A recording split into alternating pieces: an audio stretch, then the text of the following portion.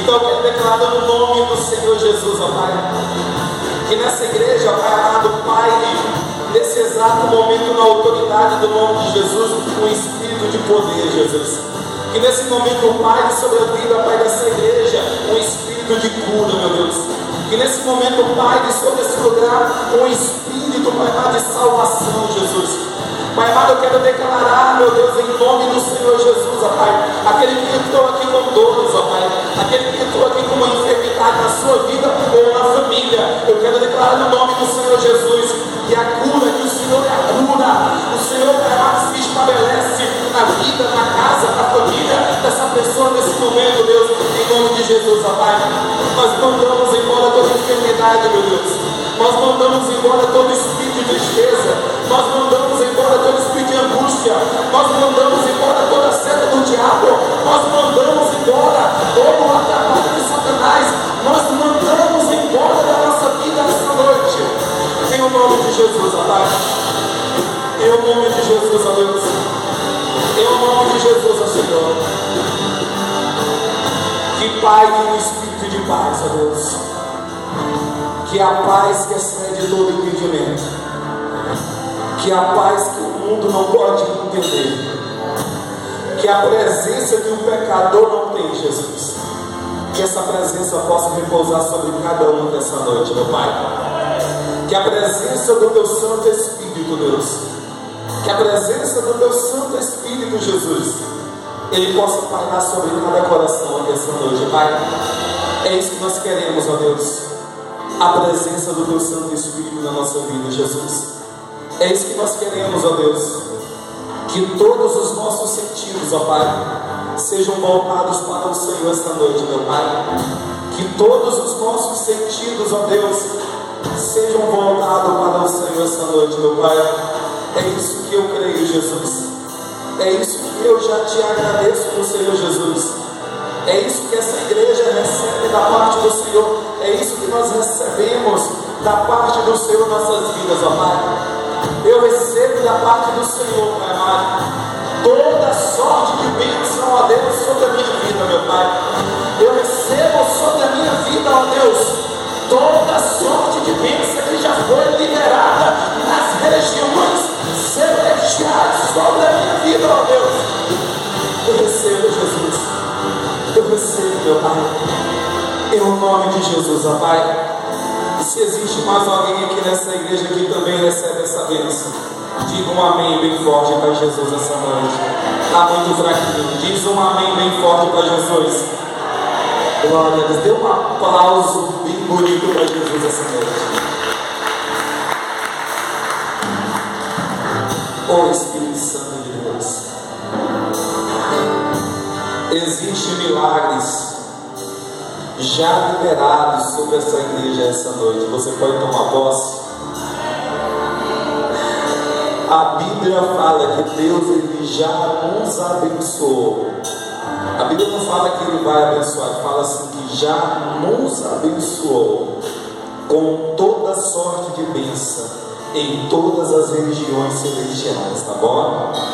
Então Deus, Ele já liberou milagres sobre nossa vida, tá bom? Em nome de Jesus. Pega a tua Bíblia nesse momento, pega a tua Bíblia. Aleluia, Jesus. Deus, Ele tem algo para falar conosco essa noite. Aleluia, Jesus. Glória a Deus.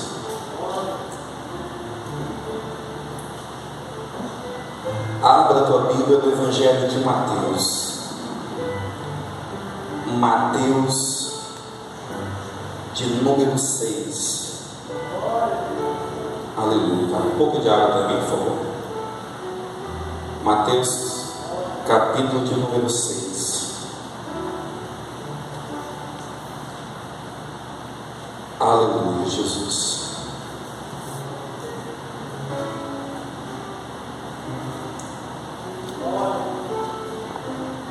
Versículo de número 6. Mateus capítulo 6, versículo de número 6. Quem encontrou, diga amém. Amém. Amém. Vamos ler? Versículo 6 diz assim: Mas tu, quando orares, entra no teu quarto e fechando a tua porta, ora a teu pai que está em secreto, e teu pai que vê em secreto te recompensará publicamente. Glória a Deus. Repita-se comigo: quando orares, entra no teu quarto e fechando a tua porta, ora a teu pai que está em secreto, e teu pai que vê em secreto te recompensará publicamente. Diga assim: Espírito Santo, fala comigo nessa noite, em nome de Jesus. Diga amém para Jesus. Dê um aplauso para Jesus e pode sentar em nome do Senhor Jesus.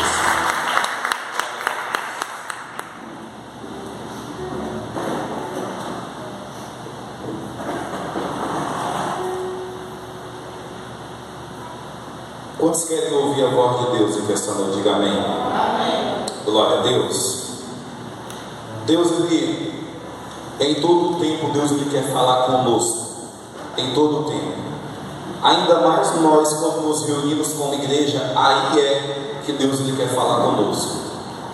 Mas só existe um segredo para que Deus, Ele possa falar conosco, tá bom? O segredo é que a pessoa queira ouvir a voz de Deus. Deus, Ele fala, mas é necessário que a igreja queira ouvir a voz de Deus, tá bom?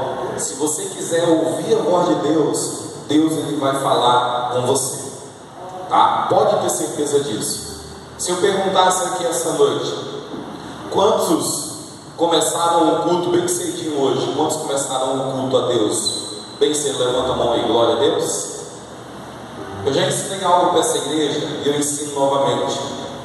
O culto, ele não começa às 7 horas da noite do domingo aqui na nossa congregação. O culto, ele começa lá na tua casa durante o dia. Se nós queremos estar sensíveis à voz do Espírito Santo, a Bíblia fala que só discerne as coisas do Espírito quem é espiritual, tá bom? O carnal, ele não consegue entender a voz de Deus. O carnal, ele não entende. Só entende a voz de Deus quem está no Espírito. E eu ensino algo para essa igreja. Se nós quisermos ouvir a voz de Deus, tá bom? Nos cultos, nas células, se nós queremos ir para um lugar e ouvir a voz de Deus, nós temos que estar em Espírito. E eu aconselho todos a não começar o culto quando chega às 7 horas da noite aqui na congregação. Mas se tu começar o teu culto, tá bom? De dia, lá na tua casa, quando você levantar pela manhã, você começar o teu culto de adoração a Deus, não existe uma possibilidade de um culto ser ruim para você. Sabia disso? Eu sempre entendi uma coisa sobre culto. O culto, ele é pessoal.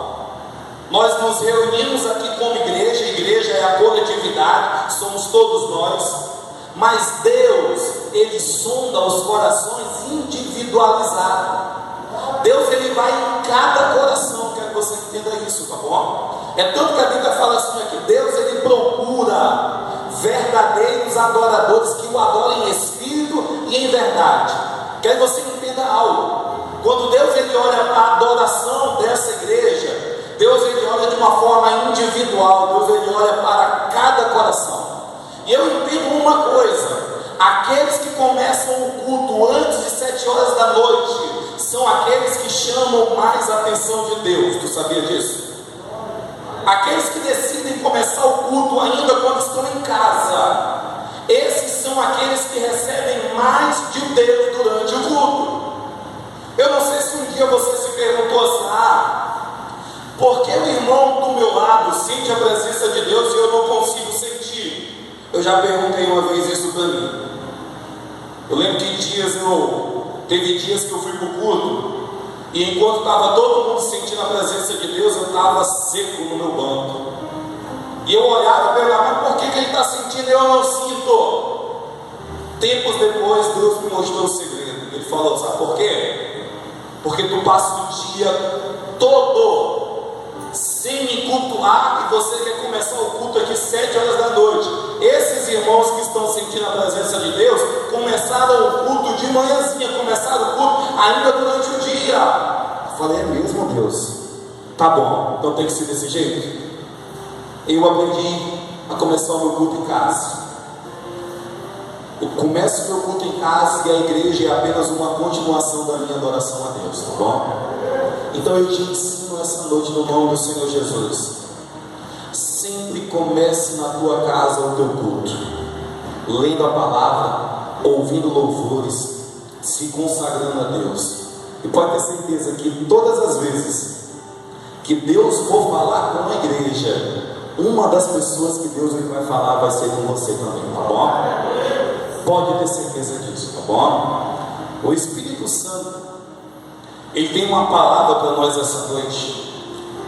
E eu acho legal que o Espírito Santo, ele começa a testificar a palavra dele desde o início do culto, vai testificando nos louvores. A realidade é que o Espírito Santo, ele vai confirmando aquilo que quer ser falado no culto à noite. A palavra que eu li aqui para nós, Mateus capítulo 6, versículo 6 em diante, ele fala sobre uma das armas mais poderosas que todo crente ele tem em sua vida. Muitos não usam e são derrotados, mas aqueles que usam, essas pessoas, esses crentes, eles se tornam vencedores. Pastor, qual é essa arma? É a arma chamada oração. Repita comigo, oração. Repita, oração. E o último louvor que a banda cantou aqui, cantou justamente o capítulo e o versículo, tá, da pregação que Deus já tinha colocado no meu coração e trazer para nós aqui essa noite. Tá? Se você ler a continuação do capítulo 6, versículo 6, é a oração do Pai Nosso, tá bom? Então o Espírito Santo, ele vai testificando, ele vai testificando. E eu quero te alertar algo essa noite. Deus, ele quer falar conosco a respeito disso, porque ele está testificando, tá bom? Durante aqui o culto. Então aqueles que querem ouvir a voz de Deus, então no nome do Senhor Jesus, tá bom? Em nome de Jesus, absorva tudo aquilo que Deus ele tem para a tua vida, tá bom? Coloca a mão assim na tua cabeça. Feche teus olhos, diga assim, Senhor Jesus. Diga assim, Senhor Jesus, leva cativo todo pensamento em obediência à tua palavra. Repita de novo, Senhor Jesus, leva cativo todo pensamento em obediência à tua palavra. Glória a Deus. Essa foi uma das orações que eu aprendi no tempo da minha vida. E essa acho que é a oração que eu faço mais durante o dia, essa é a verdade. Eu aprendi essa frase há algum tempo da minha vida e constantemente eu estou no carro, eu estou andando, eu lanço essas palavras sobre a minha vida, para que a minha mente ela possa estar presa em obediência à palavra de Deus, tá bom? Para que a minha mente ela possa estar direcionada para aquilo que Deus ele quer para a minha vida, porque eu entendo que para que nós possamos ouvir a voz de Deus, a nossa mente não pode ter obstáculos. E um dos campos de batalha que o diabo trabalha mais é na mente. É tanto que existem muitas pessoas que num culto como esse, num culto de igreja, na célula, essas pessoas ouvem até mesmo a palavra, mas a palavra ela entra pelo ouvido e sai pelo outro. Sabe por quê? Porque está acontecendo uma batalha na mente. E a batalha que está acontecendo na mente é uma batalha, tá bom? Do diabo, das setas do diabo, para não deixar com que a vontade, para com que a verdade, para que a palavra de Deus ela permaneça aqui dentro. É por isso que muitas das vezes tem pensamentos oscilantes na hora que você quer ouvir a palavra de Deus. É por isso que às vezes quando você dobra o teu joelho para orar, a tua mente começa a fazer uma viagem de milhares de quilômetros. E existem pessoas que não conseguem se concentrar. Existem pessoas que vão até no limite, que elas ficam até se culpando, que no momento da oração começam a pensar coisas que desagradam a Deus. Pastor, existe isso? Existe. porque a batalha está acontecendo. Se eu te ensinar algo essa noite, e eu ensino algo que eu pratico, eu quero que você aprenda a declarar essa oração da tua vida todo dia, todo momento, tá bom? Se você estiver no carro, declare ao Senhor, fala assim: Senhor, o que você quiser anotar, anote, tá bom? Fala assim: Senhor, leva cativo os meus pensamentos em obediência à tua palavra, Deus, em obediência à tua palavra. Você está dando liberdade para o Espírito Santo ele trabalhar na tua mente, tá bom? Trabalhar na tua mente. O texto que nós lemos aqui é um texto do Mateus, capítulo 6, versículo 6 em diante. E eu quero que nós possamos entender uma coisa desde já. Uma das coisas que eu e você, como crentes, nós temos que fazer, o que é, pastor? É conhecer Jesus. A Bíblia fala assim: olha, conheçamos e prossigamos em conhecer o nosso Senhor. Eu entendo que um cristão que aceita Jesus e não investe em conhecer aquele a quem ele aceitou, esse cristão vai ser um cristão fraco. Tu quer uma resposta? Porque existem muitas pessoas que se desviam da fé. Eu não sei se algum dia vocês perguntam assim: pastor, mas por que existem tantas pessoas, pastor, que desviam da igreja? É tanto que existe uma estatística que fala que, não sei se é verdade, mas eu já vi essa estatística, já vi que é pregador falando, mas uma estatística que fala assim: olha, o mesmo número de pessoas que estão dentro da igreja hoje é o mesmo número das pessoas que um dia também se desviaram. Então nós estamos aí, vamos se dizer, com a mesma quantidade de pessoas que hoje estão dentro da igreja e pessoas que um dia se desviaram da fé e hoje estão no mundo. Mas se eu te respondesse essa noite, por que as pessoas se desviam da fé, pastor? Por que as pessoas se desviam da igreja? Eu te respondo essa noite. Sabe qual é a resposta? É porque essas pessoas, elas até aceitaram a Jesus. Essas pessoas até vieram na frente fazer a oração da salvação. Mas essas pessoas, elas não conheceram verdadeiramente quem é Jesus. Essas pessoas, elas não entenderam, elas não quiseram, elas não fizeram assim como a palavra manda fazer. Conheçamos e prossigamos em conhecer o Senhor. Essas pessoas ouviram falar de Jesus. E eu quero que essa igreja entenda uma coisa: que quando alguém ouve falar de Jesus, é excelente, é extraordinário. Porque quando você ouve falar de um homem que andou sobre as águas, que multiplicou pão, que ressuscitou morto, que morreu numa cruz, mas ao terceiro dia ressuscitou, isso é fantástico. Não existe uma história mais bonita do que a de Jesus. Quando alguém ouve falar de Jesus, essas pessoas ficam maravilhadas. Mas nós temos que entender uma coisa: que nós não devemos apenas ouvir falar quem é Jesus, nós devemos conhecê-lo, quem realmente Ele é, tá bom? E eu quero que você já entenda que ouvir falar de alguém e conhecer alguém é duas coisas totalmente diferentes, tá bom? Duas coisas totalmente diferentes. Eu posso ouvir falar de um fulano, eu posso ouvir falar, de um ator famoso, e você pode chegar um dia e falar assim: você já ouviu falar do ator fulano e tal? Eu já ouvi falar dele. Mas se tu perguntasse para mim: mas tu conhece ele pessoalmente? Eu falar: não. Aí não, mas eu já ouvi falar dele. Conhecer é algo mais profundo.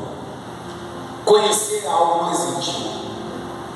E eu quero que você se atenha à palavra essa noite, que o versículo que nós lemos, o versículo 6, no capítulo 6 de Mateus, ele está nos dando um caminho. Ele está nos dando um caminho, quero que você entenda isso. Olha o caminho que ele está nos dando, está dizendo assim: olha, mas tu quando orares, e fecha a tua porta, e ora a teu pai em secreto, e teu pai em secreto ouvirá a tua oração e te recompensará publicamente. Entenda uma coisa essa noite: com Jesus só se conhece Ele em um lugar chamado secreto. Ah, pastor, lugar chamado secreto, pastor, eu até já ouvi, pastor, o louvor lá, não esqueci o nome da cantora, que fala lá, o lugar secreto, pastor Gabriela Rocha. Eu já até ouvi, pastor, esse louvor, e ele fala nessa letra de lugar secreto, mas eu nunca me aprofundei, pastor. Essa noite eu quero te ensinar onde é esse lugar secreto, tá bom? Eu não sei se algumas pessoas assistiram um filme chamado Quarto de Guerra. Quantos já assistiram esse filme aqui, Quarto de Guerra? Quem não assistiu Quarto de Guerra, levanta a mão aqui. Eu te oriento ainda hoje, se você tem internet, tá bom? Baixe ele, eu creio que deve ter no YouTube, e assista o Quarto de Guerra. Porque o título da palavra hoje, ele é primeiramente inspirado na Bíblia. Mas o filme Quarto de Guerra, tá bom? Ele também foi inspirado na Bíblia, tá bom?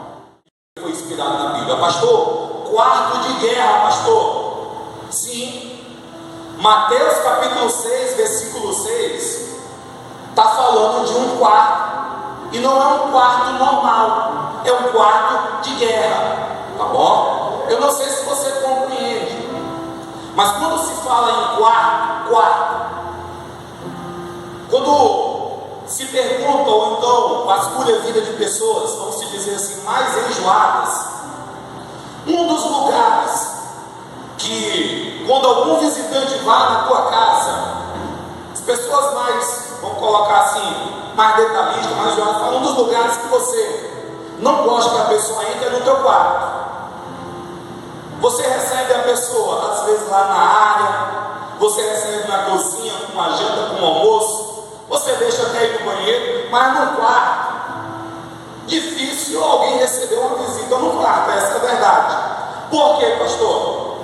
Porque quarto dá ideia de intimidade. Quarto dá ideia, tá bom? De pessoa que entra ali somente quem é íntimo.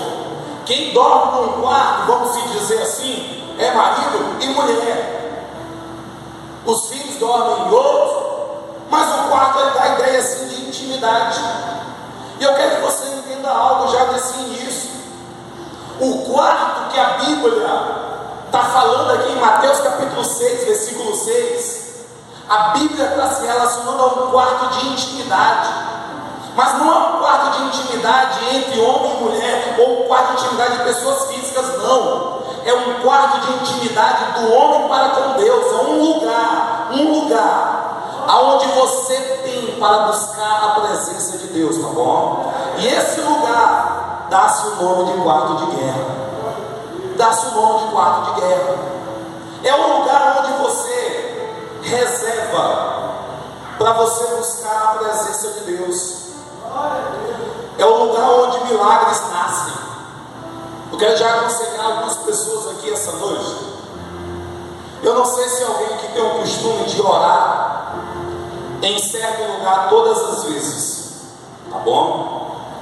Mas se eu fosse dar um conselho para pessoas que gostam de orar, eu daria um conselho sim, que lá na tua casa você teria que dedicar um lugar, tá bom? Específico para você ter momentos de oração para com Deus.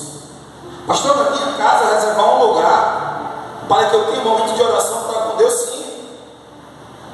Isso pode acontecer na vida do igreja. Claro, nós temos que orar em todos os momentos, em todos os lugares, mas nós temos que ter um lugar aonde seja um lugar de guerra.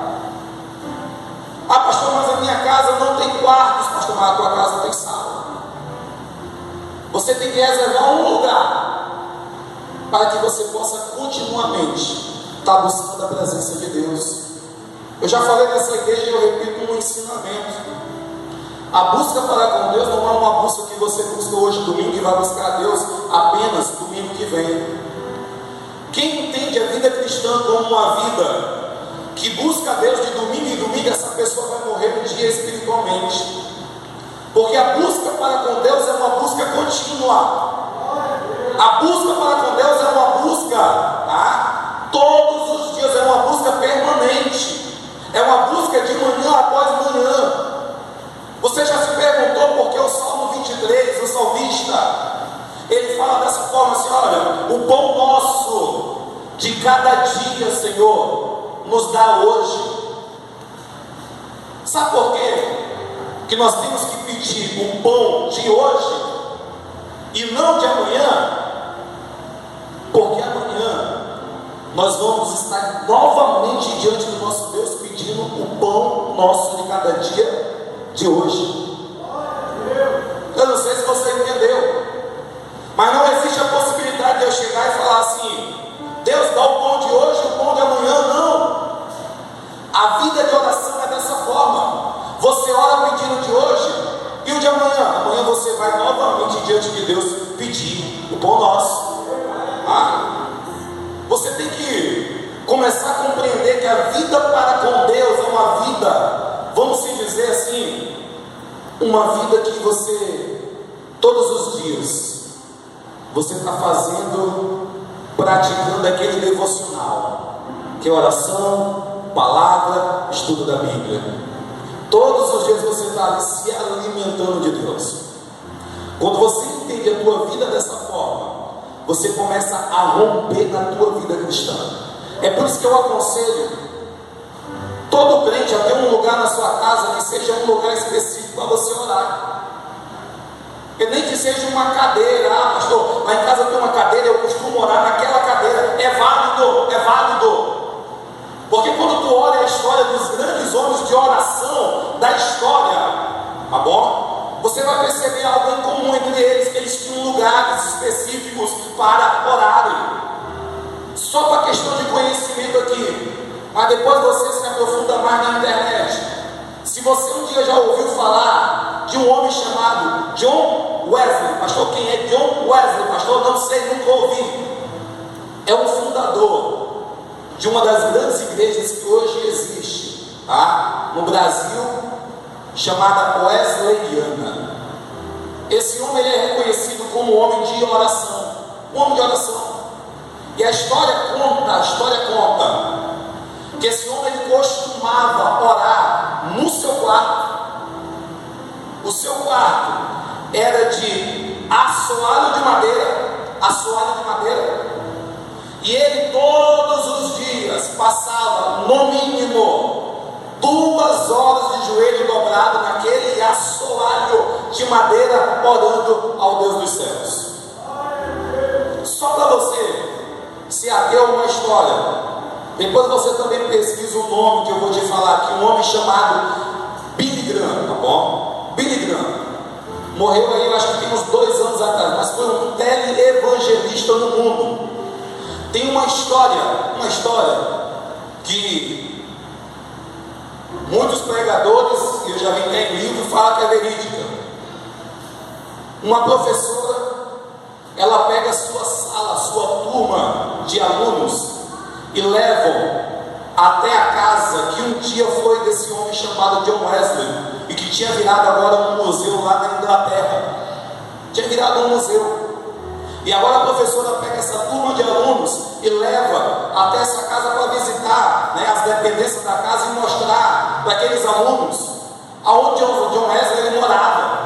E a história conta que a professora começa agora a mostrar os cômodos da casa para aqueles alunos. Fala: olha, vamos aqui olhar a cozinha que John Wesley cozinhava. Ela começa a mostrar para aqueles alunos. Vamos aqui mostrar a área, vamos aqui mostrar esse cômodo da casa. E chega um momento que eles chegam agora no quarto de John Wesley. E dentro dessa história ela conta que a professora chega na cabeceira da cama e mostra para aqueles alunos assim: olha, você está vendo essas marcas afundadas nesse assoalho de madeira? Você está vendo essas marcas? Essas marcas são as marcas de John Wesley, dos joelhos de John Wesley. John Wesley passava tempos e tempos de oração aqui nesse lugar. E agora todos os alunos ficaram ali impressionados. Rapaz, tem a marca mesmo. Verídica essa história. E a professora agora sai do quarto de John Wesley e vai mostrar as outras dependências. Chega no final agora que acaba a visita na casa de John Wesley. E agora a professora vai fazer a contagem dos alunos. E quando ela vai fazer as contagens dos alunos, a professora percebe que está faltando um aluno. E a professora agora começa a vasculhar a casa procurando esse um aluno. E quando ela volta lá no quarto desse um aluno, no quarto de John Wesley, a história fala que esse aluno estava ajoelhado no mesmo lugar que John Wesley se ajoelhava quando orava. E a professora agora conseguiu ouvir as orações daquele aluno, e a oração daquele aluno era essa: Senhor, faz outra vez aquilo que o Senhor fez na vida desse grande homem, Senhor. Faz outra vez, Deus, aquilo que o Senhor fez, ó Deus. Faz outra vez, ó Deus, outra vez. E aquela professora espera aquele aluno terminar de orar. E aquela professora agora chama ele e fala assim: olha, Billy Graham, está na hora de levantar e nós irmos para casa, tá bom? Está na hora de levantar, Billy Graham. O Billy Graham foi um dos maiores evangelistas também que existiu no nosso tempo. E dedicou-se muito à oração, tá bom? Eu quero que essa noite nós possamos entender uma coisa. Existe um lugar que é um lugar chamado secreto, que esse lugar é um lugar onde nós devemos estar todos os dias. Se alguém fracassa no lugar secreto, se alguém fracassa na oração, vai ser um fracassado na vida, tá bom? Se alguém fracassa de joelho, essa pessoa nunca conseguirá ficar de pé na sociedade. Se você pensar dessa forma, oração é apenas para a minha vida espiritual, está enganado. Existe um grande homem, você pesquisa o nome desse homem, Martinho Lutero, mas ele falava uma frase dessa forma, ele falava assim: olha, eu não posso, para que as coisas no meu dia, tudo dê certo no meu dia, eu não posso passar menos de 4 horas em oração, para que tudo que eu for fazer durante o dia dê certo. Ele entendia uma coisa, que se ele não passasse um tempo em oração para com Deus durante aquela manhã, durante aquele dia, nada daria certo durante o dia na vida dele, nada daria certo. E eu entendo uma coisa, que quando nós dedicamos tempo para falar com Deus, a nossa vida espiritual ela é abençoada, a nossa vida secular ela é abençoada, nós somos abençoados no trabalho, somos abençoados em casa, somos abençoados em todas as áreas, quando nós decidimos primeiramente estar na presença de Deus, tá bom? Existe um versículo na Bíblia que fala dessa forma: se a raiz ela for santa, toda a árvore o será. Pastor, o que esse versículo quer dizer, pastor? Sabe o que isso quer dizer? Quer dizer uma coisa, quer dizer assim: olha, tudo que você consagra primeiro para Deus, instantaneamente todo o restante vai ser abençoado também. Coloca agora o teu dia como exemplo. Se você consagra as primeiras horas do teu dia para Deus, todo o teu dia está sendo agora consagrado para Deus. Mas se você usa de desleixo, se você usa, não consagra a primícia do teu dia para Deus, aquilo que é o melhor para Deus, você corre o risco de todo o teu dia não dar certo, tá bom? De todo o teu dia não dar certo. Pastor, então o Senhor quer nos dizer essa noite que um dos princípios para a minha vida cristã é um princípio de falar com Deus, pastor? Sim. É ter um lugar na minha casa, pastor, onde eu possa continuamente, pastor, estar ali buscando a Deus? Sim, tá bom? Pastor, mas na minha casa não é uma casa que tem quarto. Procure uma cadeira, procure um lugar, procure uma área. Vai em algum lugar. Quando nós estávamos aqui começando a construção dessa igreja, um dia eu estava aqui nesse terreno do lado trabalhando com um irmão, e eu ouvi barulho de oração. Eu ouvi barulho de oração, eu olhei para um lado, eu olhei para o outro. Opa, tem alguém orando. Dentro da igreja não tem ninguém. De onde está vindo esse barulho de oração? Aí eu fui perceber que estava vindo aqui de trás barulho de oração. Aí eu fui bem devagarzinho pelo muro ali de trás. Eu olhei por cima do muro.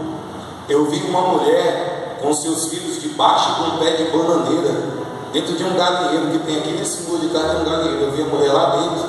Eu não deixei ela me ver, né? Mas a mulher estava orando com os seus filhos dentro do galinheiro. Eu falei, meu Deus! Dentro do galinheiro estava orando. Mas encontrou um lugarzinho na sua casa para orar a Deus. Eu orei muito tempo em um quartinho lá na minha casa quando eu me converti. Um quartinho que era na frente de casa, um quartinho simples, sem reboco, que não tinha uma porta, que a minha porta era uma cortina. E eu lembro que quando eu aceitei Jesus, naquele quarto foi um lugar onde eu me alimentei, foi um lugar onde eu tirei horas e horas para estar ali orando a Deus, e foi um lugar simples e humilde, aonde eu decidi fazer o meu quarto de guerra. E eu orava naquele lugar, eu lia Bíblia naquele lugar, e eu creio que aquele quartinho foi um dos responsáveis para que a minha vida espiritual esteja de pé hoje. Tempos atrás, agora Deus me deu mais condições financeiras, Deus me prosperou mais. Eu comecei a fazer uma reforma na minha casa, comecei a tirar aquele piso vermelho, coloquei cerâmica, comecei a rebocar alguns quartos. Mas o Espírito Santo falou no meu coração: faz um quartinho de guerra, faz um quartinho de oração. Está lá em casa, lá um quarto que eu construí. Não tem cama, só tem um sofá, uma cadeira, um quartinho. Deus me deu condição para deixar ele rebocado, no forno, uma central de ar. Mas no dia que o pedreiro estava lá fazendo aquele quartinho, eu lembro como se fosse hoje. O pedreiro fazendo o quartinho, e o pedreiro estava com dor nos braços. E ele fez um negócio lá no meu forro que eu não queria daquela forma. Ele falou: poxa, pastor Sansão, me perdoa, eu errei aqui nesse negócio aqui. Não sei o que deu, pastor, o que aconteceu que eu errei nesse negócio do senhor aqui. Eu falei: não se esquenta. Sabe por que está acontecendo esses imprevistos? Porque esse quarto aqui vai ser um quarto de guerra, tá bom? Falei para ele, e o diabo sabe disso. Então o diabo está fazendo alguns imprevistos aí, errando aqui, errando ali, mas não se esquenta, pode terminar. E o quarto de guerra feito. E quantas batalhas eu tenho vencido naquele quarto de guerra, tá bom? Eu quero que você entenda uma coisa no nome do Senhor Jesus.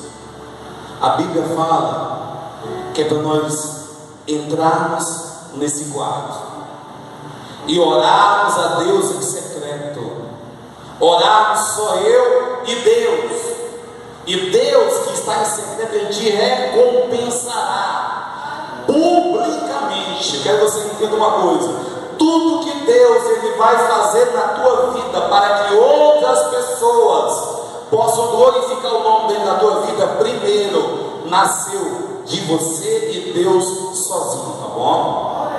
Se alguém um dia falar assim: ah, pastor, o senhor tem uma casa boa, né, pastor? Tem um carro bom, né, pastor? Sim, glória a Deus, tá bom? Mas sabe onde nasceu isso? Entre eu e Deus, lá no quartinho secreto. Porque quando nós estamos no quartinho secreto com Deus, Ele nos honra publicamente, tá bom? Ele nos honra publicamente. Mas eu quero que você entenda uma coisa: que o quarto de guerra, que é esse quarto que a Bíblia manda nós entrarmos aqui, ele é um quarto de guerra. E um quarto de guerra, ele é para guerrear. Eu não sei se você sabe, mas eu já te falei esse versículo muitas vezes aqui nessa igreja. Mas se alguém um dia não acreditou que esse versículo que eu falo aqui é verdade, eu te mostro na Bíblia. Efésios 6:10, ele diz assim: olha, quanto a mais serem fortalecidos no Senhor e na força do seu poder, revestir-vos de toda a armadura de Deus, para poderes ficar firmes contra as ciladas do diabo. Versículo 12: porque a nossa luta não é contra sangue e carne, e sim contra os principados, potestades, contra os dominadores deste mundo tenebroso, contra as forças espirituais do mal nas regiões celestiais. A Bíblia fala que nós estamos em guerra, e a nossa guerra não é contra pessoas, mas a nossa guerra é contra o diabo. A Bíblia está falando aqui que a nossa guerra não é contra carne nem sangue, mas a nossa guerra é contra principados, contra todo o diabo, todo o demônio que se levanta contra a nossa vida. A nossa guerra é contra essas pessoas. E eu não sei se você já ouviu uma coisa, uma frase, que a nossa guerra, ela não é vencida, tá bom? Ela não é vencida levantando o nosso nariz e olhando para o inimigo, não. A nossa guerra, a guerra do crente, ela é vencida de joelhos dobrados, tá bom? Curvando a sua face diante do Deus Todo-Poderoso. Quando eu me curvo diante de Deus, tá bom? Entra em cena aquele que a Bíblia fala que é o general de guerra que nunca perdeu uma batalha, que é o nosso Senhor e Salvador Jesus Cristo. Quando eu me curvo diante de Deus, Deus ele entra em cena. Eu quero que você entenda uma coisa: as tuas guerras, elas não são vencidas com a força do teu braço. As tuas guerras, elas não são vencidas com a tua inteligência. As tuas guerras, elas não são vencidas com o poder que você tem de palavra, não. Toda guerra do crente é vencida de joelho dobrado no quarto de guerra. Quando você compreende que quando você dobra o teu joelho, você está guerreando contra o diabo, você se torna um cristão vitorioso. Quando você para de confiar em si mesmo, na força do teu braço, e começa a confiar somente em Deus, você se torna um cristão vitorioso. Você sabia disso? Eu quero que nós possamos viver dessa forma. Se você olhar aqui a continuação desse versículo, olha só, me acompanha, a continuação do versículo 13 e 18 diz assim: portanto, tomai a armadura de Deus, para que possais resistir no dia mau, e depois de teres vencido tudo, permanecer firmes, inabaláveis.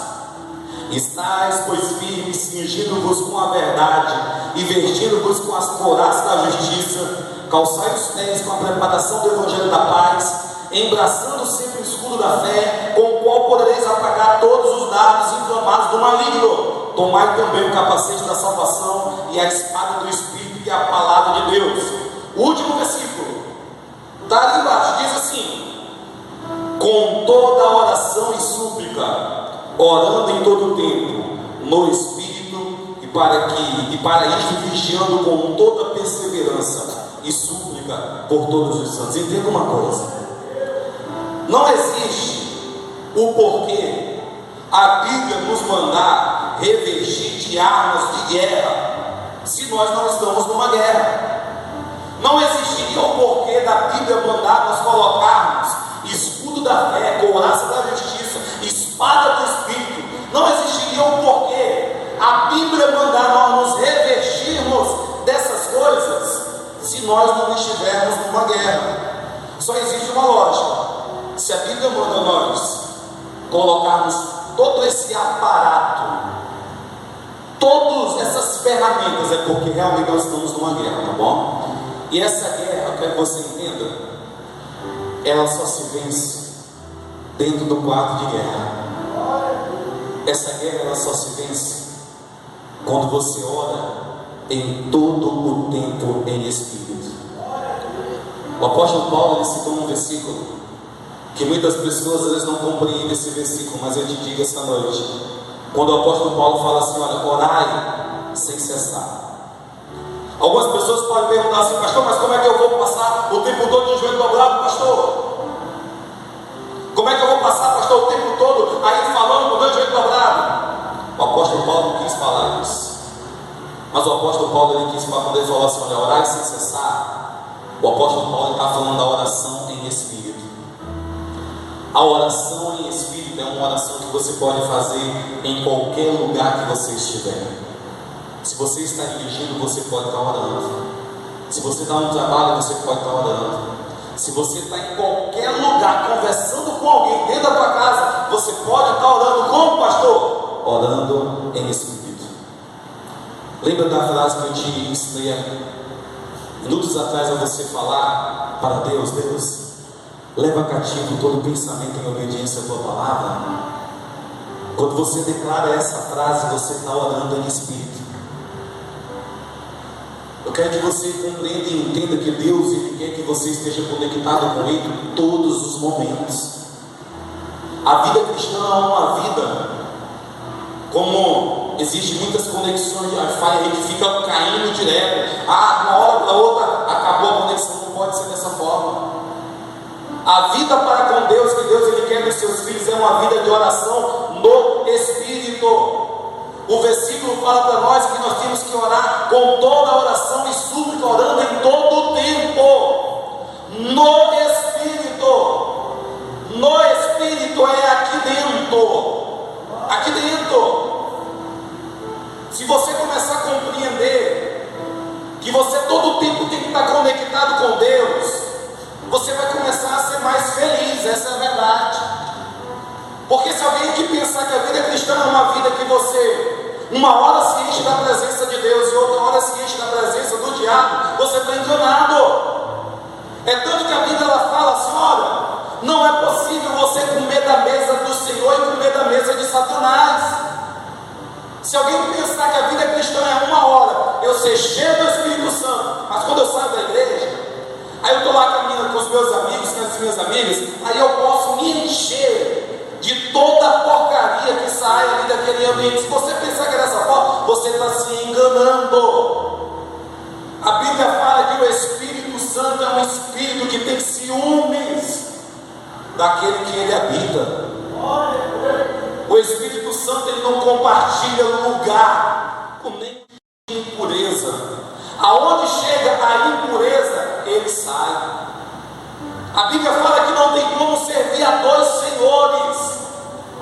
Ou você vai amar um e aborrecer o outro, ou você vai aborrecer um e amar o outro. Não tem como amar a Deus e amar amor.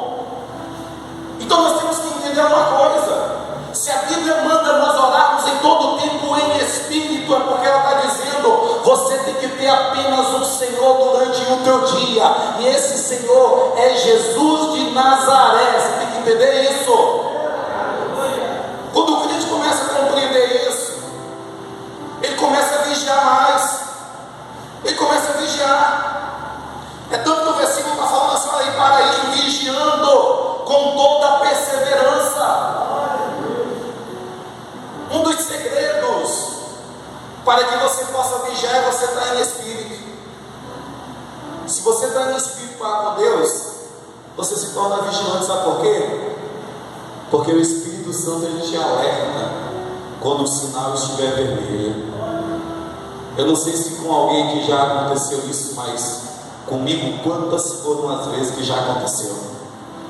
Quando eu estou diante de fazer algum erro, alguma coisa errada, lá no meu interior, uma voz fala: é errado.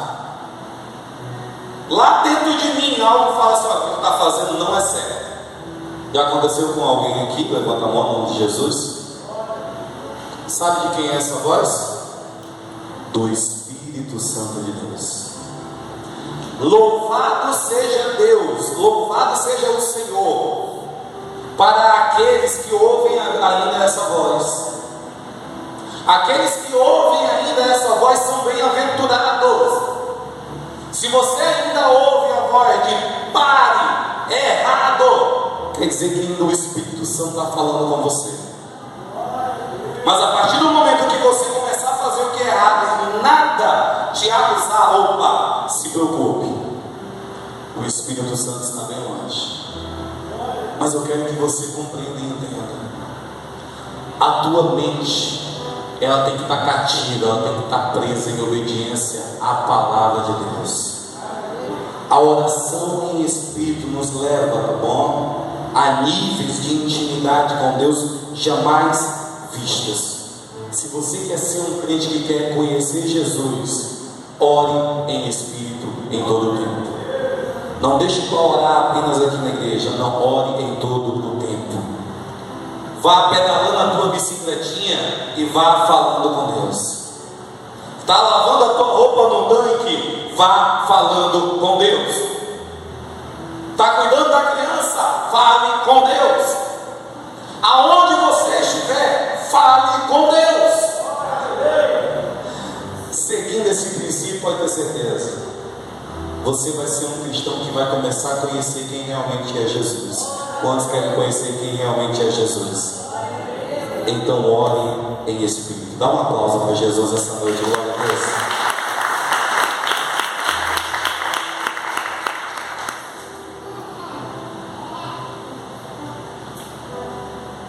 Aqueles que querem ser vitoriosos têm que entender o nome do Senhor Jesus, que a oração é a ferramenta, é a arma que você vai usar para vencer toda a guerra, tá bom? A Bíblia ela conta uma história. A Bíblia fala que um dia, pode aumentar esse toque aí. A Bíblia fala que um dia Moisés, juntamente com o povo de Israel, a Bíblia fala que o povo de Israel está pelejando contra os amalequitas, pelejando, ali batalhando. A Bíblia fala que Josué ele vai junto com o povo de Israel para a batalha. E agora Moisés, mais o Arão e um homem chamado U, ele sobe para cima do monte. Vão fazer o que lá, pastor? Vão orar. Sabe o que a Bíblia fala? A Bíblia fala que quando Moisés ele está em cima do monte, quando ele levanta as mãos e começa agora a orar em direção ao povo de Israel, a Bíblia fala que o povo de Israel agora começa a vencer a batalha. Quando Moisés ele abaixa a mão, o povo de Israel começa agora a perder. Pastor, tem isso na Bíblia? Tem isso na Bíblia, pastor? Tem. Êxodo 17, 11 e 13 diz assim: quando Moisés levantava a mão, Israel vencia. Porém, quando ele abaixava a mão, os amalequitas vencia. Quando as mãos de Moisés ficaram pesadas, pegaram uma pedra e puseram por baixo dele, para que Moisés se sentasse. Arão e Hur sustentavam as mãos de Moisés, um de cada lado e o outro do outro. Assim as mãos ficaram firmes até o pôr do sol. Último versículo. E Josué destruiu os amalequitas ao fio da espada. Entenda uma coisa no nome do Senhor Jesus. O povo de Israel aqui vencia a guerra, sabe por quê? Porque Moisés ele estava orando. Eu quero que essa igreja entenda uma coisa sobre guerra espiritual. As tuas guerras, elas não são vencidas quando você entra no campo de batalha para você agora começar a se degladiar contra o inimigo. Não. As tuas guerras, elas são vencidas de joelho dobrado. As tuas bênçãos, elas não são alcançadas no momento que você recebe ela na tua vida, não. Você está enganado. As bênçãos na nossa vida, ela acontece primeiro quando nós estamos batalhando de joelho dobrado. Nós temos que entender uma coisa, que o mundo espiritual ele é diferente do mundo físico. E tem que entender uma coisa: primeiro algo acontece no espiritual, para que depois algo aconteça no mundo físico. Se eu te dissesse que existem coisas, bênçãos no mundo espiritual que era para ter já acontecido na tua vida, e só não aconteceu ainda porque você não venceu a guerra de joelho dobrado ainda. Entenda uma coisa: a cura física, a cura emocional, a cura por alguém, ela não acontece no momento lá que Deus ele vai dar cura, não. Ela acontece aqui, primeiro no momento da oração. Toda guerra é vencida primeiramente aqui. Quando eu me levanto daqui, eu só me levanto para tomar posse daquilo que eu conquistei aqui. Se o crente ele não começar a entender que toda a batalha dele é vencida primeiro aqui de joelhos, para que quando ele levantar, se ele apenas traga aquilo para a sua vida, ele nunca vai romper. Ele nunca vai romper. O versículo que eu li para vocês aqui, no começo do culto, que eu falei aqui, Efésios capítulo 1, versículo 3, que diz assim: Bendito seja o Deus e Pai de nosso Senhor Jesus Cristo, que nos abençoou com todas as bênçãos espirituais nas regiões celestiais em Cristo Jesus. Eu não sei se você entende, mas no mundo espiritual as bênçãos já se realizaram. Só existe agora você vencer a guerra de joelho dobrado aqui. Quando você vencer aqui, aquilo que já aconteceu no mundo espiritual vem para a tua vida. Porque Deus, Ele já nos abençoou. Deus, Ele já fez a nossa vida. Para você ter certeza daquilo que eu estou falando, eu concluo com uma história de um homem chamado Daniel na Bíblia. A Bíblia fala que Daniel, ele se prontificou um dia a passar 20 dias de oração orando para que o povo fosse liberto. Ele se prontificou diante de Deus e falou: Deus, eu vou ficar 21 dias orando, jejuando, para que Deus possa libertar o povo. A Bíblia fala que Daniel começou essa oração, mas no último dia de oração, o anjo Gabriel veio até ele com uma resposta. Mas o anjo Gabriel também veio com uma história. E o anjo Gabriel falou assim para Daniel: Daniel, é o seguinte: no primeiro dia que tu se colocou-se a orar perante Deus, no primeiro dia, quando tu se colocou de joelho dobrado para orar, a buscar por essa libertação, Deus já me mandou com uma resposta para você, Daniel. Mas sabe o que aconteceu? Gabriel falando, isso é o texto bíblico. Quando eu estava passando pelas regiões celestiais, o príncipe da Pérsia me segurou. E eu passei 21 dias sem poder descer para entregar esse milagre. Aí Deus viu o que estava acontecendo, mandou o arcanjo Miguel para me ajudar. Aí quando o arcanjo Miguel chegou, Daniel, aí não teve o príncipe da Pérsia, ele teve que sair da frente e eu passei. Aí eu cheguei aqui depois de 21 dias, mas eu quero te dizer uma coisa: no primeiro dia que tu começou a orar, Deus já tinha enviado a resposta, Deus já tinha enviado a tua bênção, Deus já tinha feito um milagre. Quando nós nos prontificamos a orar, a entrar no quarto de guerra, a buscar a Deus, tá bom? Nós atraímos essas respostas da parte de Deus para a nossa vida. Eu quero que você compreenda, se quer ser um vitorioso na tua vida cristã, quer conquistar, quer vencer o diabo, quer vencer o inimigo, quer conquistar coisas na vida, aprenda que primeiro você conquista de joelhos, para se levantar e apenas tomar posse daquilo que já aconteceu no mundo espiritual, tá bom? Então, em nome do Senhor Jesus, fique em pé essa noite, em nome do Senhor Jesus. Fique em pé essa noite. Fique em pé em nome do Senhor Jesus. Olha, essa frase diz assim: se até as palavras têm força, imagine uma oração, tá bom? Se até as palavras, a Bíblia fala que elas têm poder. A palavra tem poder para dar vida, para dar morte, para dar bênção, para dar maldição. Imagine uma oração dirigida de você para com Deus, tá bom? Aí eu volto lá no começo, quando eu te falei assim, sabe por que muitas pessoas desviam da fé? Porque elas não conhecem Jesus. Se você não quisesse um dia ser mais uma estatística dos desviados, eu te aconselho essa noite: seja um homem, seja uma mulher de oração. Porque se você não for, é questão de tempos para você entrar na estatística daqueles que um dia desistiram da fé.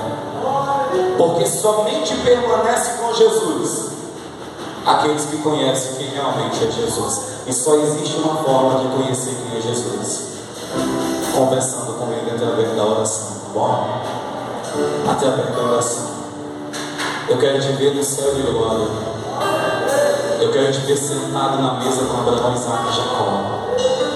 Eu quero te ver diante de Deus. Eu quero que você, no nome do Senhor Jesus, possa ser marcado.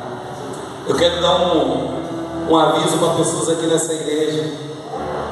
Quando você começar a conhecer Jesus, você vai se viciar. É viciante conhecer Jesus, é viciante. Não existe pecado no mundo melhor do que a presença de Jesus. Você sabia disso? Eu quero que você conheça Jesus a tal ponto que Jesus vai te dar experiências. Pastor, as experiências são importantes na vida do cristão, são. Pastor, eu nunca vi uma visão, pastor, nunca tive um sonho de Deus, pastor, nunca ouvi uma voz, pastor. Eu devo buscar isso, pastor? Deve sim. Deve buscar ser batizado no Espírito Santo, pastor? Deve buscar falar em línguas estranhas, pastor? Deve.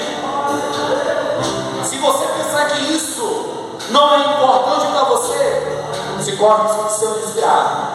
Porque as experiências que Deus dá aos homens é o responsável para que os homens não desistam da fé.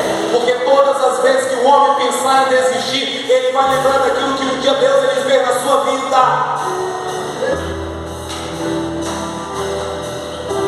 Olha para a vida dos apóstolos. Todos os apóstolos chegaram ao ponto de morrer por Jesus. Mas se tu olhar o currículo dos apóstolos, os apóstolos viram Jesus multiplicar pão.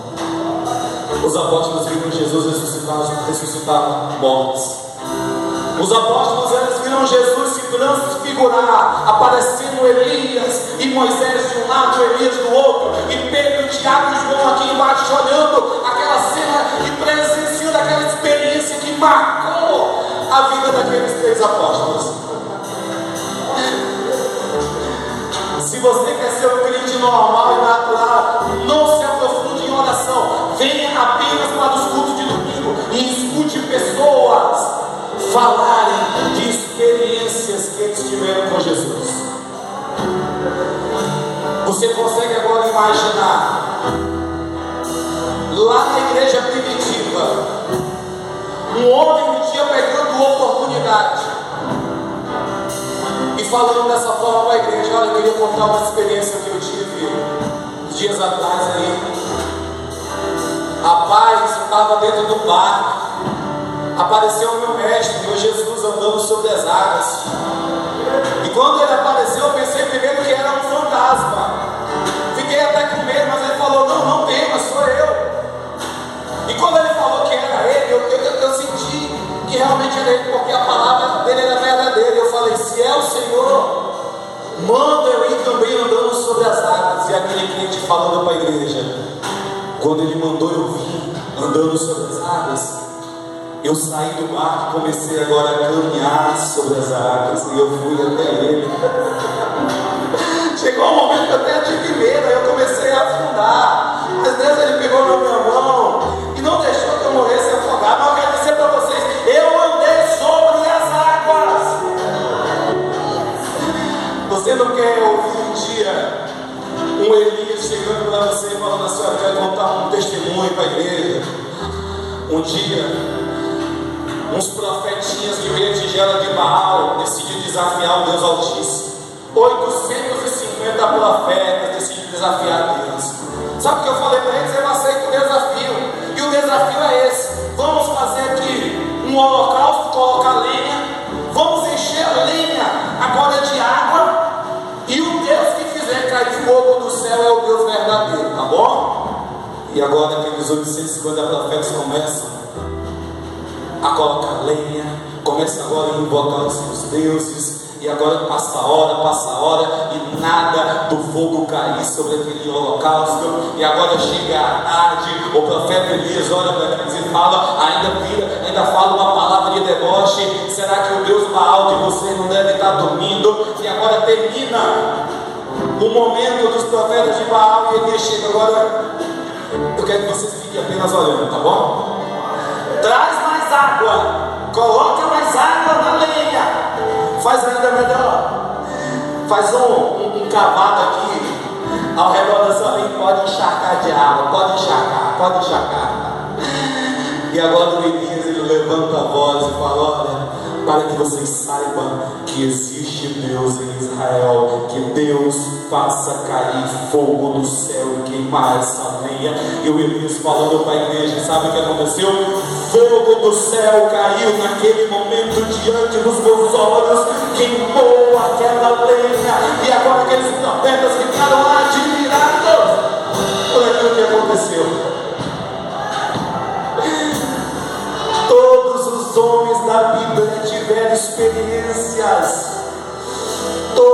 os homens da Bíblia se aprofundaram em oração para com Deus, e Deus lhe mostrou coisas inefáveis. Se eu citar um homem da Bíblia chamado Paulo, para não se orgulhar das suas visões, a Bíblia fala que Paulo, ele cita um versículo falando assim: olha, eu conheço um homem, se no corpo ou fora do corpo eu não sei, tá bom? Mas é só para não se orgulhar.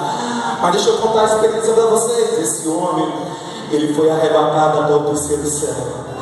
E quando ele entrou lá nesse terceiro céu, ele viu coisas inefáveis que não é lícito falar aos homens. Olha, eu entrei lá naquele terceiro céu, eu entrei lá naquele terceiro céu. Se eu chamasse para testemunhar todos os personagens da Bíblia aqui nessa igreja, essa noite, todos teriam experiências fantásticas para te falar. Se eu chamasse um crente que gostou do ministério da oração e se entregou, e hoje tem 10, 15, 20 anos de caminhada cristã, ele ia falar: olha, eu tenho algumas experiências para te contar, tá bom? Tem algumas aí. Um certo dia o Espírito Santo me acordou, estava atrasado para ir para o culto, o celular não despertou, estava deitado no meu colchão. Quando senti o colchão onde eu estava deitado, ele ia abaixar com a presença de algo que não era do mal, mas era de Deus. E aquela presença que abaixou o meu colchão falou assim: Sansão, está na hora de ir para o culto, levanta. Mas aquela voz não se compara à voz de nenhum ser humano da face da terra. Aquela voz era angelical. Se eu vou pegar crentes aqui que buscaram a presença de Deus ao ponto de terem revelações profundas, quando existem casos na nossa igreja de pessoas que iam morar no monte, e quando essas pessoas estavam morando no monte, anjos de fogo pousavam sobre as árvores, e as árvores começavam a pegar fogo, ao ponto das pessoas chegarem embaixo das árvores e contemplarem folhas na sua mão pegando fogo. Sabe o que era aquilo? Era a presença da glória que era atraído por uma busca de todo o coração. Quando alguém se prontifica a buscar Deus de todo o coração, algo sobrenatural acontece, tá bom? Mas se você não quiser, você vai apenas ouvir. Você vai apenas ouvir os irmãos testemunhando: olha, eu vi isso, Deus ele fez isso. Eu busquei e aconteceu isso. Se você não quiser, você vai apenas ouvir. Você vai ver apenas os Moisés da vida subindo no monte, tendo revelação profunda de Deus. E você fica aqui no pé do monte, só recebendo a rebarba da glória de Deus que vem sobre a vida dos homens e das mulheres que buscam a Deus. Eu quero que essa igreja, no nome do Senhor Jesus Cristo, se apaixone por Jesus e queira conhecê-lo acima de qualquer coisa, tá bom? Quando você conhecer Jesus acima de qualquer coisa, você vai compreender o que o apóstolo Paulo, quando ele falou um versículo, ele disse assim: olha, eu não tenho a minha vida mais como preciosa, a não ser servir ao meu Senhor. Para mim o viver é lucro, e o morrer, para mim o viver é Cristo, e o morrer é lucro, tá bom? Eu aprendi isso, eu conheci Jesus de uma tal forma que eu não tenho mais aquilo que eu quero como precioso, a não ser servir e conhecer o meu Jesus, tá bom? Eu quero essa noite desafiar pessoas aqui nessa igreja a pararem de viver uma vida normal. Eu quero desafiar pessoas aqui nessa igreja a começarem a andar em espírito e provarem de coisas excelentes, coisas sobrenaturais da parte de Deus. Eu quero que você receba uma experiência da parte de Deus muito profunda, a qual vai marcar a tua vida. E todas as vezes que você olhar para essa experiência, você não vai desistir da caminhada cristã, tá bom? Feche teus olhos. Eu quero conhecer Jesus, vamos cantar esse louvor. Eu quero conhecer Jesus. Eu quero conhecer Jesus. Isso é profético. Declare isso como verdade. Quero conhecer Jesus. Declare do teu espírito essa noite. Eu quero. Não declare de boca para fora. Declare em verdade. Eu quero conhecer Jesus. Eu quero conhecer.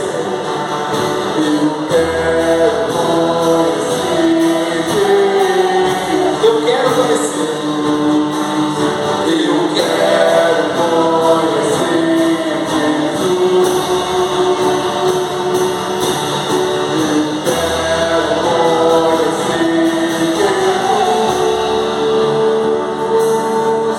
Como um ato profético, eu chamo aqui na frente somente aqueles que realmente, verdadeiramente decidem hoje querer conhecer mais Jesus, tá bom? Se você não quer, pode ficar no teu lugar. Mas se você decide, em verdade, se a palavra falou com você, tá bom? Se não falou, não venha. Mas se a palavra falou algo com você, e você quer conhecer mais Jesus, eu te chamo para você vir aqui na frente e esboçar diante de Deus aquilo que você quer, no nome do Senhor Jesus, amém? Eu quero conhecer. Eu quero